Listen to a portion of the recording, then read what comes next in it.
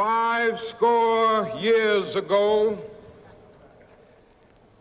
a great American in whose symbolic shadow we stand today signed the Emancipation Proclamation. This momentous decree came as a great beacon light of hope to millions of Negro slaves who had been seared in the flames of withering injustice. It came as a joyous daybreak to end the long night of their captivity. But 100 years later, the Negro still is not free. 100 years later, the life of the Negro is still sadly crippled by the manacles of segregation and the chains of discrimination. 100 years later, the Negro lives on a lonely island of poverty in the midst of a vast ocean of material prosperity. 100 years later, the Negro is still languished in the corners of American society and finds himself in exile in his own land. And so we've come here today to dramatize a shameful condition. In a sense, we've come to our nation's capital to cash a check. When the architects of our republic wrote the magnificent words of the Constitution and the Declaration of Independence, they were signing a promissory note to which every American was to fall heir. This note was a promise that all men, yes, black men as well as white men, would be guaranteed the unalienable rights of life, liberty, and the pursuit of happiness. It is obvious today that America has defaulted on this promissory note insofar as her citizens of color are concerned. Instead of honoring this sacred obligation, America has given the Negro people a bad check, a check which has come back marked insufficient funds.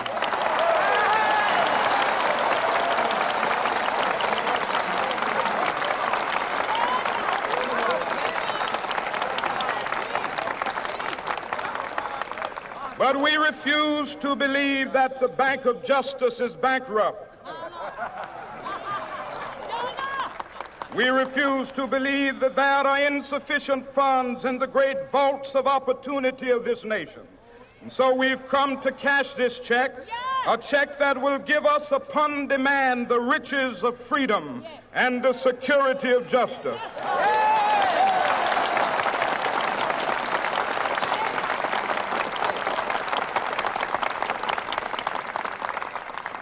We have also come to this hallowed spot to remind America of the fierce urgency of now.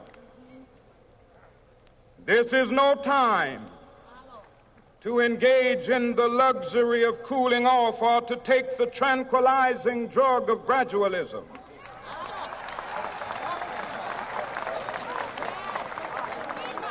Now is the time to make real the promises of democracy.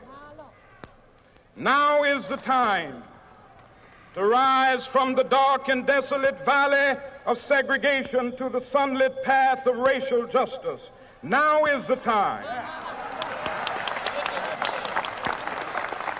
to lift our nation from the quicksands of racial injustice to the solid rock of brotherhood. Now is the time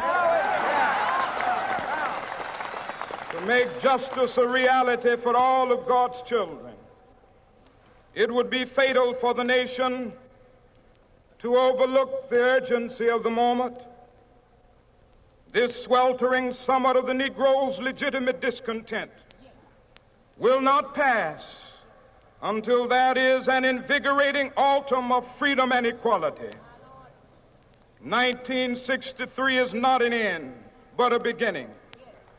Those who hope that the Negro needed to blow off steam and will now be content will have a rude awakening if the nation returns to business as usual.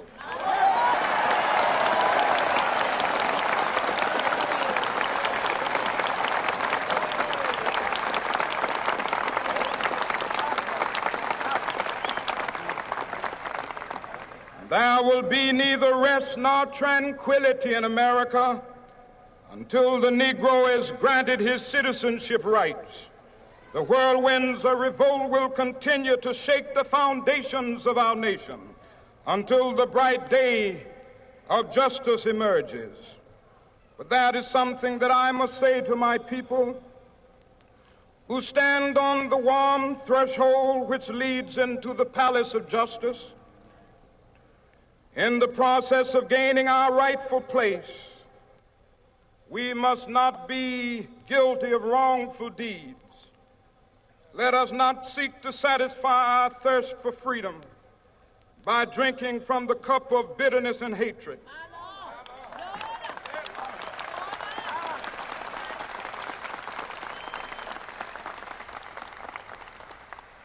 We must forever conduct our struggle on the high plane of dignity and discipline. We must not allow our creative protest to degenerate into physical violence. Again and again, we must rise to the majestic heights of meeting physical force with soul force. The marvelous new militancy which has engulfed the Negro community must not lead us to a distrust of all white people. For many of our white brothers, as evidenced by their presence here today, have come to realize that their destiny is tied up with our destiny.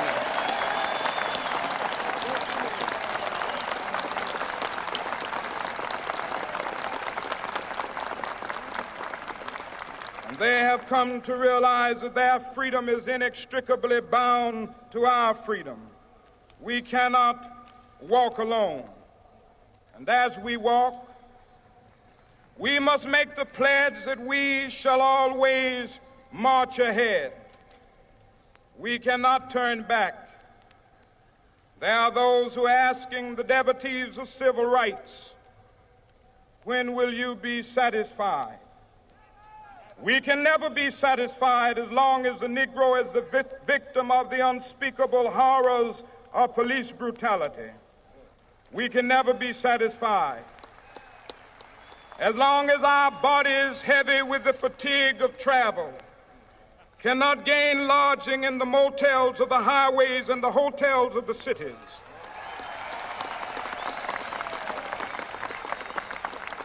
We cannot be satisfied as long as the Negro's basic mobility is from a smaller ghetto to a larger one.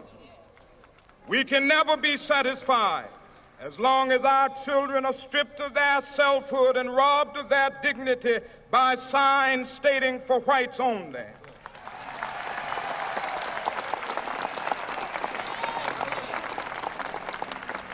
We cannot be satisfied as long as a Negro in Mississippi cannot vote and a Negro in New York believes he has nothing for which to vote.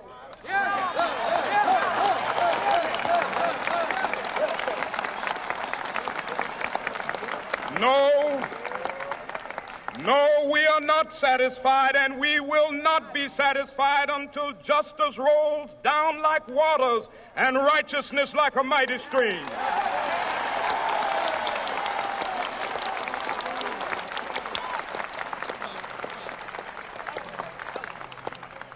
I am not unmindful that some of you have come here out of great trials and tribulations. Some of you have come fresh from narrow jail cells. Some of you have come from areas where your quest for freedom left you battered by the storms of persecution and staggered by the winds of police brutality. You have been the veterans of creative suffering. Continue to work with the faith that unearned suffering is redemptive. Go back to Mississippi. Go back to Alabama. Go back to South Carolina. Go back to Georgia. Go back to Louisiana. Go back to the slums and ghettos of our northern cities. Knowing that somehow this situation can and will be changed. Let us not wallow in the valley of despair. I say to you today, my friends,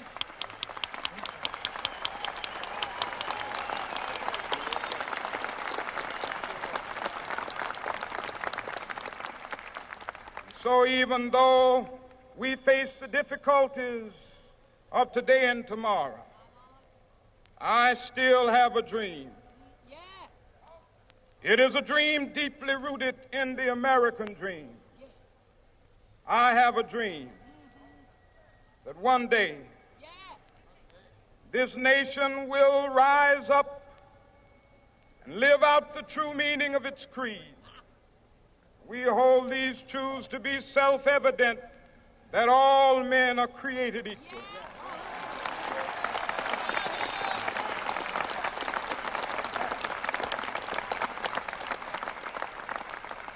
I have a dream that one day on the red hills of Georgia, the sons of former slaves and the sons of former slave owners will be able to sit down together at the table of brotherhood. I have a dream that one day, even the state of Mississippi, a state sweltering with the heat of injustice, sweltering with the heat of oppression, will be transformed into an oasis of freedom and justice. I have a dream that my 4 little children will one day live in a nation where they will not be judged by the color of their skin, but by the content of their character. I have a dream today.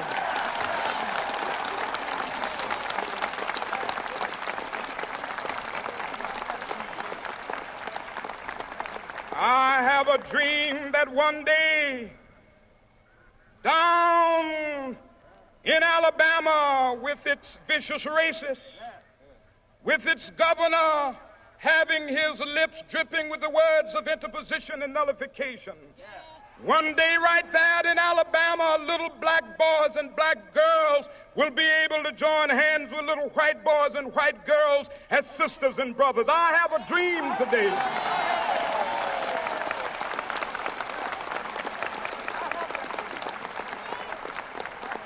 I have a dream that one day every valley shall be exalted, and every hill and mountain shall be made low. The rough places will be made plain, and the crooked places will be made straight, and the glory of the Lord shall be revealed, and all flesh shall see it together. This is our hope. This is a faith that I go back to the South with. With this faith, we will be able to hew out of the mountain of despair a stone of hope. With this faith, we will be able to transform the jangling discords of our nation into a beautiful symphony of brotherhood. With this faith, we will be able to work together, to pray together, to struggle together, to go to jail together, to stand up for freedom together, knowing that we will be free one day. This will be the day. This will be the day when all of God's children will be able to sing with new meaning, "My country, tears of thee. Sweet land of liberty, of thee I sing. Land where my fathers died, land of the pilgrim's pride. From every mountainside, let freedom ring. And if America is to be a great nation, this must become true. And so let freedom ring. From the prodigious hilltops of New Hampshire, let freedom ring. From the mighty mountains of New York, let freedom ring. From the heightening Alleghanies of Pennsylvania, Let freedom ring from the snow-capped Rockies of Colorado. Let freedom ring from the curvaceous slopes of California. But not only that, let freedom ring from Stone Mountain of Georgia. Let freedom ring from Lookout Mountain of Tennessee. Let freedom ring from every hill and molehill of Mississippi, from every mountainside. Let freedom ring, and when this happens,